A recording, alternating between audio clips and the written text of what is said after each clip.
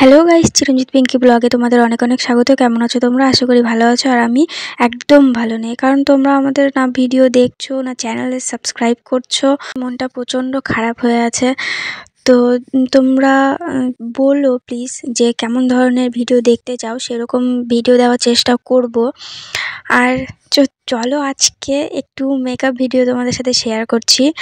আর আমি নিজে যতটা পারি সেটুকুনটাই শেয়ার করছি। আমি কিন্তু মেকআপ শিখিনি, তাই মেকআপ করা যদি ঠিকঠাক না হয় তাহলে কিছু মনে করো না, কারণ আমি তো বললামই যে আমি নিজের যেটুকুন পারি সেটুকুনই তোমাদের সাথে শেয়ার করছি। তো আজকে পরে নিয়েছি মায়ের শাড়ি।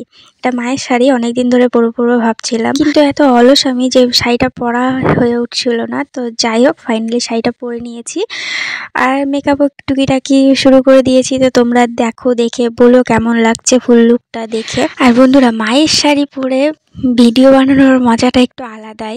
আমার তো প্রচণ্ড আনন্দ হচ্ছিল, ভেতর ভেতর খুব আনন্দ পাচ্ছিলাম। মায়ের শাড়ি পরে ভিডিও করছি। আগেও মায়ের শাড়ি পরেছি, কিন্তু কেন জানি না এই শাড়িটা পরার পরে মানে একটু ভেতর থেকে বেশি খুশি হচ্ছিলাম। বিয়ের আগেও তো মায়ের শাড়ি পরেছি, বিয়ের পরেও কয়েকবার পরেছি, কিন্তু এই শাড়িটা সত্যি ফার্স্ট পরলাম আমি। এটা অনেক বছর পুরনো শাড়ি, অনেক বছর আগেকার শাড়ি মায়ের।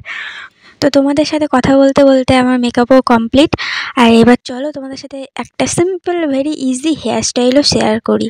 তো বন্ধুরা, তোমরা বলো হেয়ার স্টাইল আর পুরো মেকআপটা কেমন লাগলো তোমাদের কাছে।